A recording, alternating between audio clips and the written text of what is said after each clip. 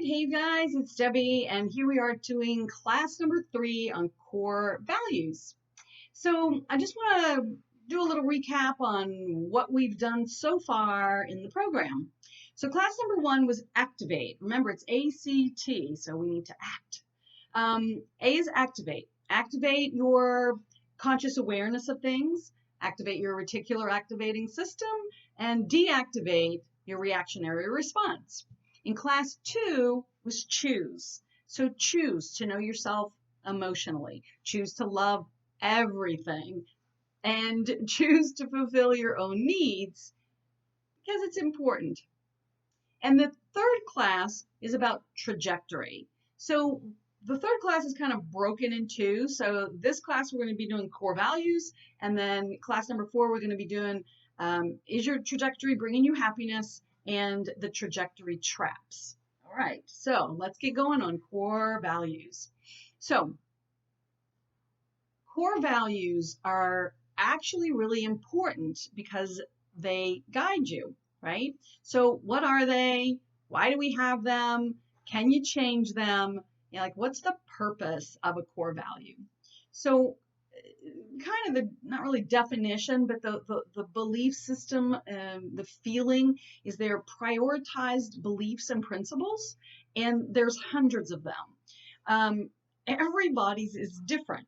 It's a little crazy, but I mean, there's hundreds, and everybody's is just different because it pertains a lot to how we were raised in childhood. They were established there. Some of them were good, some of them were not so good. So our core values stem from things that did or didn't happen to us while we're in our childhood. So for example, let's say you were hungry as a child. You didn't get enough to eat, and maybe the dad was the alcoholic or addict of some sort, and money was in short supply. Well, you grow up, a core value for you may be financial security. Or maybe as a child you were disrespected emotionally or physically or whatever. You grow up, a core value for you is respect. So core values have a tendency to correspond and be the opposite, a mirror image of maybe a core wound that occurred in our childhood. So core values, they very strongly affect our lives in lots of different ways. They affect our thoughts, our judgments, behaviors. They give us our sense of what's right and wrong, good and bad, what's important, what's not important, what we'll accept and what we won't. And it affects us in all of our relationships. It affects us within ourselves and kind of with the world. So, we look at core values as a kind of a staple that's with us, and we wonder, can they change? Well, the answer to that question is yes, in certain circumstances, they can change, but it's not typically random that they change. So you may have done some work meaning emotional work, therapy, guided meditations, read some self-help books, or went to workshops or something about either emotional intelligence or something like that. Maybe you had hypnotherapy. These kinds of things will help us begin to shift and change our core values, because as we grow to a more healthy state, our core values may shift and change to bring us to a more healthy state too. So core values lead us. It's our trajectory, right? That's the T, the ACT. T is trajectory. And that's why we're talking about core values, because they really are pretty important. So my question would be, how consciously aware are you of your core values, right? So you should have gotten a sheet of paper called Core Values Short List. There's about 125 core values on that. Take it out, take a look at it, and tick off the ones that resonate with you. Some will, some won't. After you've ticked them off, maybe pick your top 3 to 5 that you feel are pretty important in your life right now. That's my dog. The mailman just came. So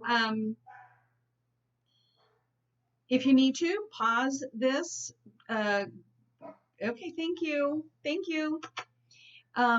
If you need to, just pause the video, take a look at the shorts, the short list, tick them off, circle or whatever you want, the top 3 to 5. And when you're ready, come on back and continue this video. So now we want to take a look at the top 3 to 5 core values that we chose and take a real honest assessment of yourself and say, do I honor and live by these? And see how that feels. There's sometimes we have core values and we don't live by them, and we'll get to that in just a moment. And sometimes we have core values that people violate, and how do we handle that? And sometimes we might take a look at how our core values influence our behaviors and influence the behaviors of others, or how it impacts them. So our core values can either connect us or they can separate us. And I'm going to tell you a little story about what happened when I moved into the house with my mom.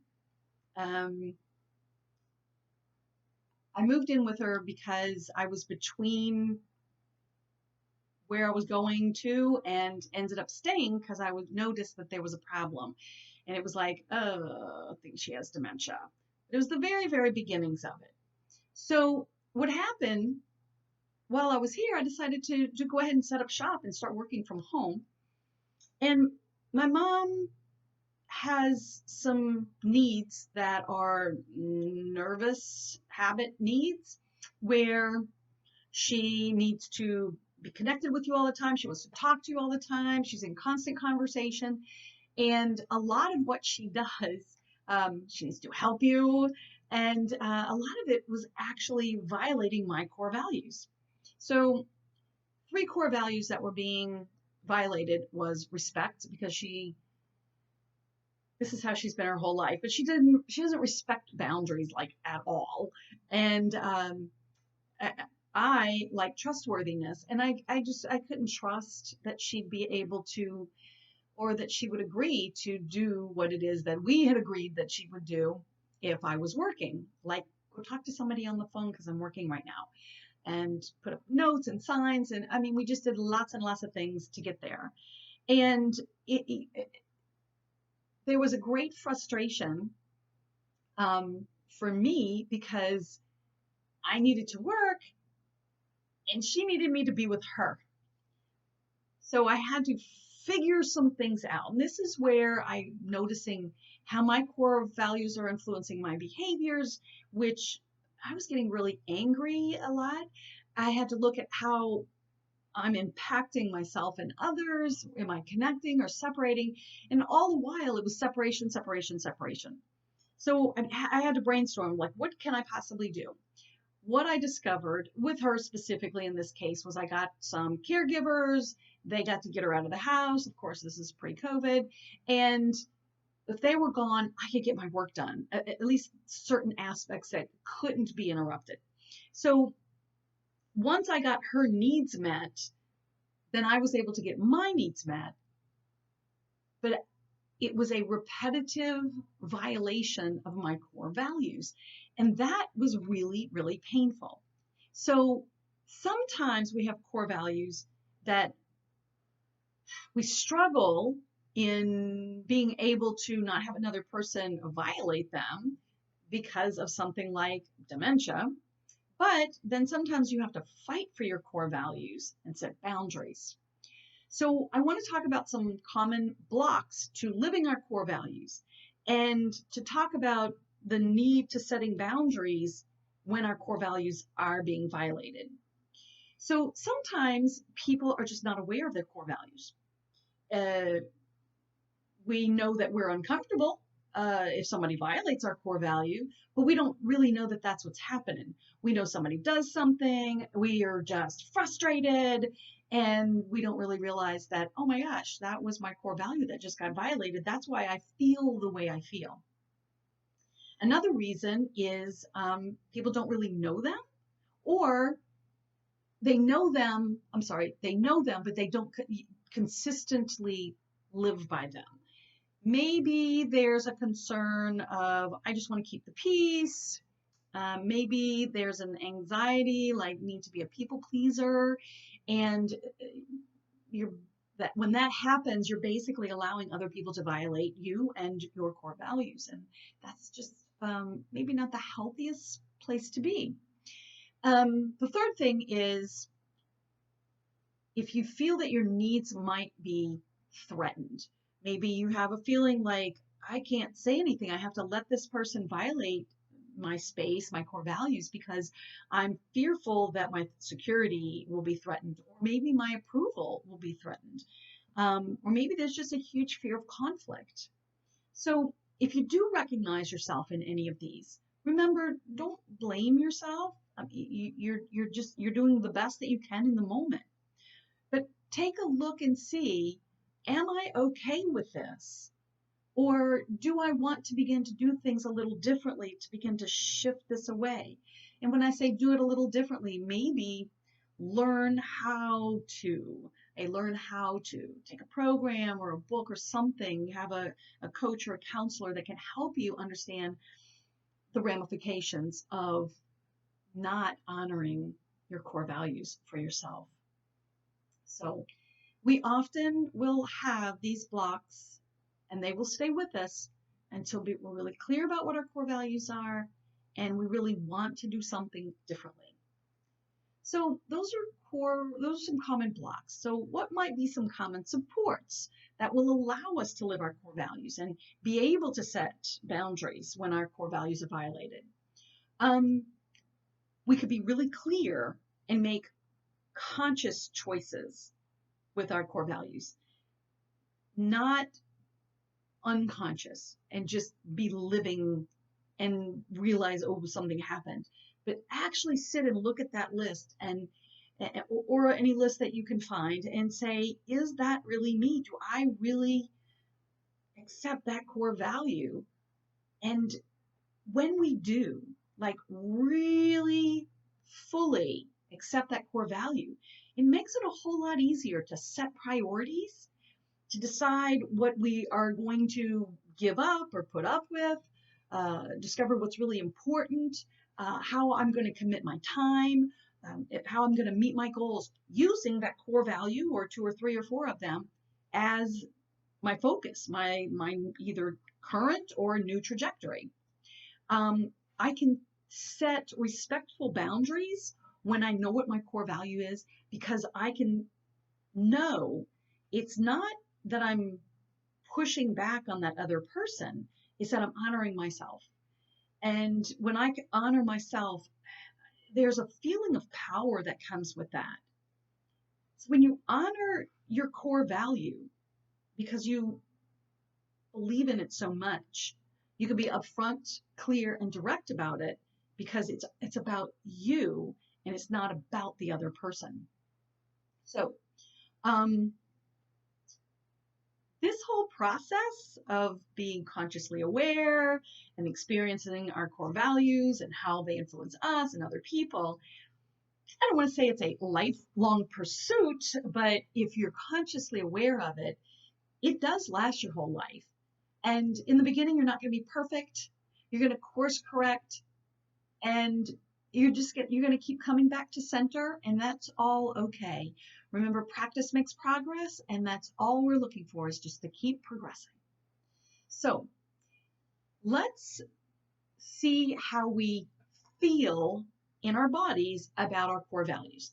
So take a look at those top 3 to 5 again and ask yourself, do my core values align with who I am and who I want to be? And see how it feels inside of you.